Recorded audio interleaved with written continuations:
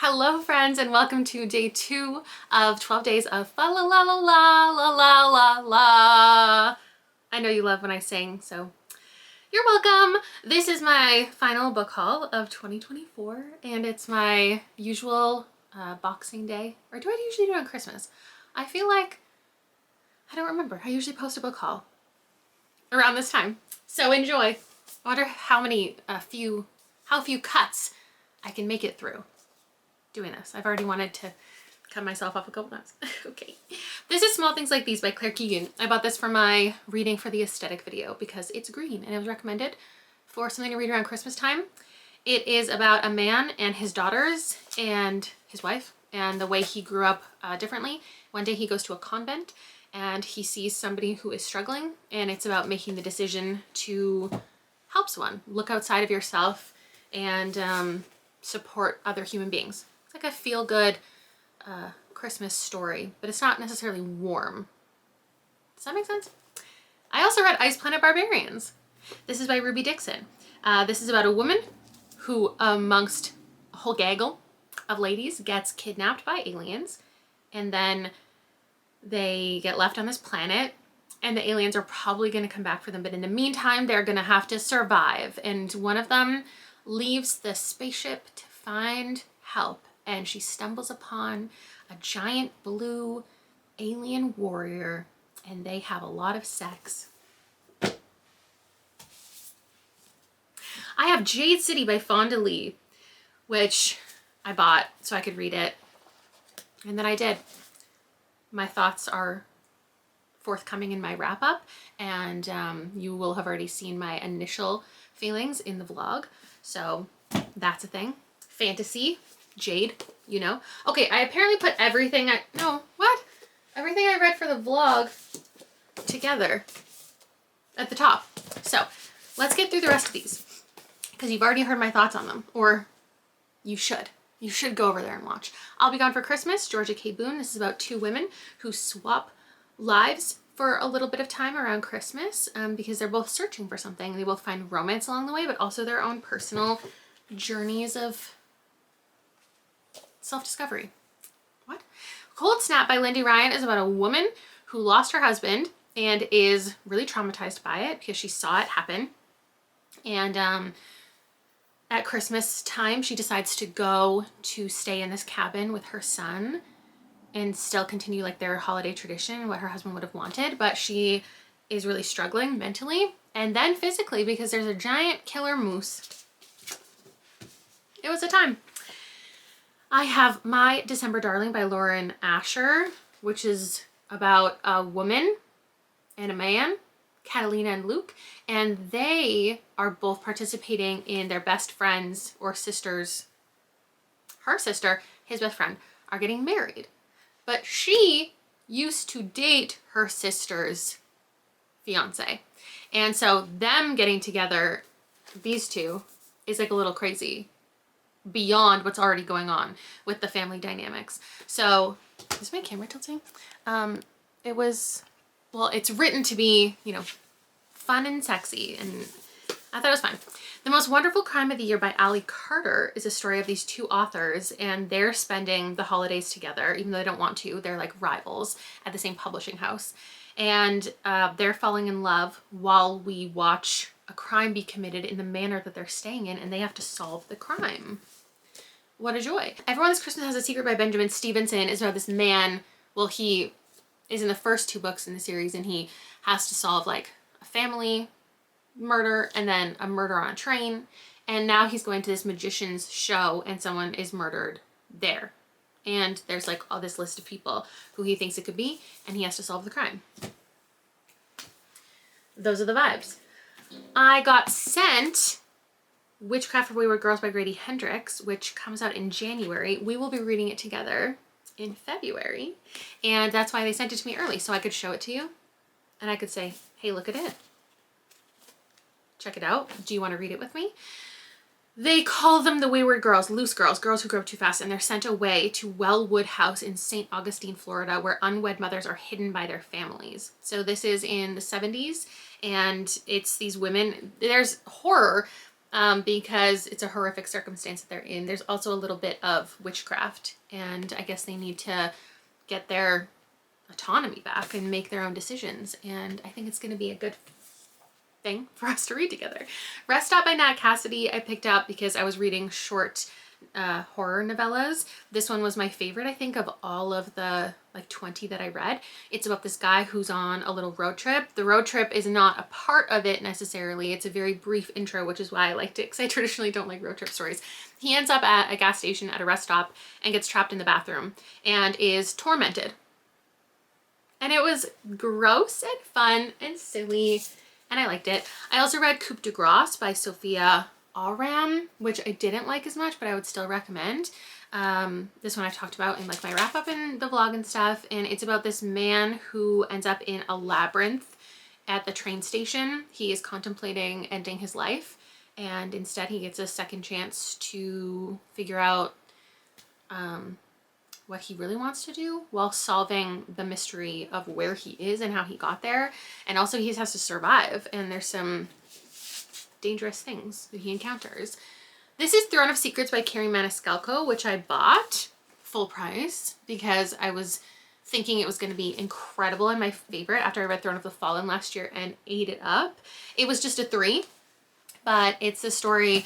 The series follows all of the princes of sin, and they're like demon princes, and they all have a love interest. Some human, some are going to be other creatures, and it's just like their love stories while they're also trying to, I don't know, control their demon court and whatnot. She, in here, the love interest, is like a journalist, and there are these ice dragons, and there's this like political stuff and war stuff, and she is going to reveal certain things if he doesn't shut her up.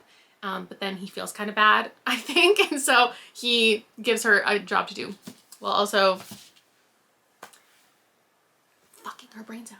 Anyway, next I picked up The Message by Ta-Nehisi Coates, which I haven't read yet, and I know the vibe of it, but let me just read this so you can understand exactly what it is. It's written in 3 parts. One is about a trip to Africa. He finds himself in 2 places at once, a modern city and a ghost-haunted country of his imagination. Then we go to Colombia, where he reports on the banning of his own work and the deep roots of a false and fiercely protected American mythology. And then in Palestine, he's talking about with devastating clarity, he talks about the tragedy that grows in the clash between the stories we tell and reality on the ground. Written at a dramatic moment in American and global life, this work from one of the country's most important writers is about the urgent need to untangle ourselves from the destructive myths that shape our world, myths, and our own souls, and embrace the liberating power of even the most difficult truths. This, I really want to prioritize early in 2025, so hopefully I do that. Then we have Private Rights by Julia Armfield, which is another one, like, I can't believe these are things I was so anticipating, and I bought them, and then I just didn't, like, I didn't make room for them. I didn't have room for them in the last little bit of the year. My reading is done for the year at this point, but I really want to read it, and it is about sisters, Isla, Irene, and Agnes, who have not spoken in some time with their father. He dies, and now the sisters are coming together. But something sinister is unfolding, something related to their mother's long ago disappearance and the strangers who have always seemed unusually interested in the sisters' lives. Oh, it just sounds so intriguing, and I know that I love that author's writing, so I want to read it. I really do. This one, I don't think I've talked about anywhere, but it was actually one of my most anticipated reads of the year, and then I just didn't get to it because it came out so late in the year. This is Sundown in San Ajuelo by M.M. Olivas. It says, when her favorite aunt's death calls Liz back to the desert town of San Ajuelo, the prospect fills her with dread. Her memories of the place are marred by tragedy, yet the return to her childhood home also means a chance to make peace with a dark history. Liz expects to meet ghosts. She's not prepared for the terrifying ancient gods who stalk its desolate landscape. Teaming up with her childhood best friend Julian, maybe the only hope as darkness closes in. But Julian is not exactly as she remembers. It's just like the cover is so beautiful, and it's like creaturous. I think it's gonna be really dark and stunning. I've never heard a single person talk about it, but I'm convinced that I'm gonna love it. So there we have it. Oh, then Magnolia Parks book number, is this 3? 4? 3 came in the mail, and I was just waiting for these covers that I far prefer over the strange other ones. And I'm not going to read what it's about because I don't want to know. I haven't read Daisy Hates yet, but Magnolia Parks, the romance between the two main characters is very unhealthy, and I eat it up. Next, oh, I grabbed That Time I Got Drunk and Saved a Human, which is the 3rd book in the I Got Drunk and Saved a Demon, and then I got drunk and threw a love potion at a werewolf or something. Every time I read one, I don't think I'm going to pick up the next, and now this is the 3rd time that I have picked one up in the series. I just want to continue. I don't remember if this is the last one or how any of this works, but it's just about a person who, it's like goofy, smutty, monstery stuff, but it's also just like fun and stupid. Like the world building is fine. The dialogue is fine. It's just like about the silly things that they get up to. And I think I always give them I've given the other two like in a 3 range, and that one's probably gonna be the same, but I just want to keep reading them. I also purchased Spells for Forgetting. I have been thinking about this book for a while. It's by Adrienne Young. It gets recommended to me regularly, and I think there have been a couple different situations where I could have read it for a certain TBR, like a secret vlog project, and I just never selected it. And so I finally grabbed it because it was on sale. And I don't actually fully know the plot, but I do know that the title and the cover, when combined, fit perfectly for my buzzword readathon situation. And so I'm gonna do that. Should we find out together? Emery's life has changed forever the night her best friend was found dead and the love of her life was accused of murdering her. I didn't know that. Years later, she's doing what her teenage self swore she would never do, live in a quiet existence in the misty, remote shores of Saoirse Island. That sounds exactly like my vibe. And she's working in a tea shop. When the island, rooted in folklore and magic, begins to show signs of strange happenings, Emery knows that something is coming. That morning she wakes to find, oh my God, I don't know how to read, okay? The morning she wakes to find that every single tree on Saoirse has turned color in a single night. August returns for the first time in 14 years. Her ex-boyfriend, or current boyfriend, or whatever. Love of her life. Returns for the first time in 14 years and unearths the past the town has desperately tried to forget. Some people, when I talked about this, they were like, oh, that's actually like YA. It doesn't sound like YA. So I would like to know. It sounds like a mystery fantasy. What a great combination. Finally in this stack, oh, of course, I grabbed Erasure by Percival Everett because I loved The Trees, I loved James, and this is going to be the book that solidifies him as an all-time favorite author. Do I totally know what it's about? No. Do I really care? Not really. It's about a writer, I think, and it's satire, and it's just going to be for me. We have Sky Full of Elephants by Sibo Campbell, which is about one day all of the white people on the planet walk into the sea and die. And what the aftermath is, why that happened, and how everybody reacts to it, and how people live afterwards. We're following specifically a father and daughter, and how they just exist after, how they identify, how they live their lives, and the little like pockets of safety and family that they find. I have Only One Cozy Bed, which is 4 cozy and spicy novellas by Elise Kennedy. And it is the combination. They're all cozy as far as like they're a small town, they're a warm environment, and then they are all steamy and include on-page sex scenes, just so you're prepared. So you don't go into it thinking, oh, 2 are cozy, 2 are spicy, like somebody. And I liked 2 of them. And I talked about it in the vlog, and I'll talk about it again in my wrap up. I have Don't Let the Forest In. This stack I might have read all of these already. We'll see. This is Don't Let the Forest In by C.G. Drews. I read this for my Goodreads Choice Awards. This was the one from the YA fantasy category, and it's about a boy who's going to this boarding school and the very close friendship between these twins and this boy, and how they navigate certain things. They're very, the boys are very close, and they create monsters from their art, and they have to like fix what they've created while also just dealing with their own mental demons. Here's James by Percival Everett. This is a retelling or a reimagining of The Adventures of Huckleberry Finn, where we're following Jim, or James, who you met in that original tale, as a slave, and it's his actual, how Percival Everett imagines his life and his family, and what he does to find a better life. I have Everything Feels Like the End of the World by Elsie Fitzgerald. This is a collection of speculative fiction. It's how she might imagine the future to be for Australia as far as climate change and global warming and whatnot. There are very different types of futures and different like distances into the future. So like one could be a week from now, one could be 100 years from now, where there are trains in the sky, or it could just be the world is hot and everybody is dying. They're very bleak and a real mix of speculative nature. It gets more like weird as the book goes on, which is appreciated.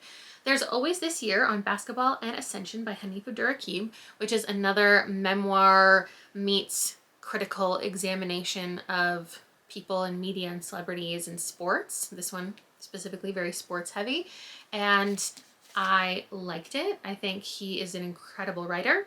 The way he just weaves in like his own stories and puts them beside real life events or pieces of media that he enjoys and how he talks about them all. It's just all very interesting. Then Dungeons and Drama by Christy Boyes. Again, read this for the Goodreads video. It is a YA story of this girl who has to work in her father's board game store, and she falls for a boy who works there, and he plays Dungeons and Dragons, and she inserts herself into their existence, and she also has to save her like spring musical, and it was cute. They do some fake dating as well, which I'm very into. Also read for the Goodreads video, Quicksilver. This is what I selected for the romantasy category, and I ate it up. Emo Shadow Daddy, what's his name? Kingfisher. We have Ceres. She lives by stealing things. She lives in a very low kind of caste, and she ends up in front of the queen and then gets stolen into the world of the Fae and has to complete like a task for Kingfisher. And then they lust over each other and beautiful things occur. Oh, Fingersmith by Sarah Waters. This is something I read a couple months ago and I found a copy on sale, so I bought it. This is the one that is about a woman in history, and she doesn't have like a family, or she has an adoptive family, and she's been raised to kind of con people, and then she gets this one opportunity to go and con this woman to marry her uncle. And so she has to pretend that she has this job and get in good with this family, and then she questions what she's doing, and yeah. I gave it 5 stars. And then of course I bought The Haunting of Elkwood by Gwendolyn Keist. This is one of my favorite books of the year, and I didn't own a physical copy. I just keep borrowing the library book because it's always available at the library, because people aren't listening to me enough, or maybe I just don't have followers in my own town, which is fine, I guess. Maybe preferred, in fact. But people aren't reading this as much as they need to, and I'm going to keep recommending it. And no matter how much I do it, it's still always available, the one copy at the library, and I just always borrow it when I need to talk about it in my wrap up, or in the blog that I read it, or in my quarterly stuff. And I was gonna reserve it again for my end of year favorites and like end of year wrap up, but I thought if I'm gonna buy all of these other books full price that I haven't even read, I should probably just go. I was waiting for it to be on sale or the paperback to come out or something, and then finally I just bit the bullet and I was like, fine, I'll buy it at the full price of $36, because I obviously love it and I want to support the author in the book. So I finally did that. This is about a girl and her friends, who I call her a girl because she is in her 30s, 40? She might be 40. But she still is very much like mentally stuck as a teenager, it feels, because something tragic occurred to her and her friends, and their town that she is no longer in, she escaped with some friends. The town is stuck in this like dome, impenetrable, and time works differently, and she has to make the decision to like go in again and confront the trauma that they endured. It is such a stunning book, and I'm really glad that I read it and that I finally decided to pay good money for it. So that's everything that I have purchased since October 9th, since I last did a book haul, which doesn't seem that crazy. It's probably like 30 books in 2.5 months. Let me know which of the ones that I mentioned you would want me to prioritize and read sooner than later. It's probably going to be the same ones that I want to read. Actually, I've read most things here, right? So I think the ratio is pretty solid. I bought a lot for videos though, and I didn't end up loving all of them, but that's neither here nor there. That's just how the cookie crumbles. I'll see you tomorrow. Not sure what video it's supposed to be, but I'll be filming it and posting it tomorrow. So I'll see you then.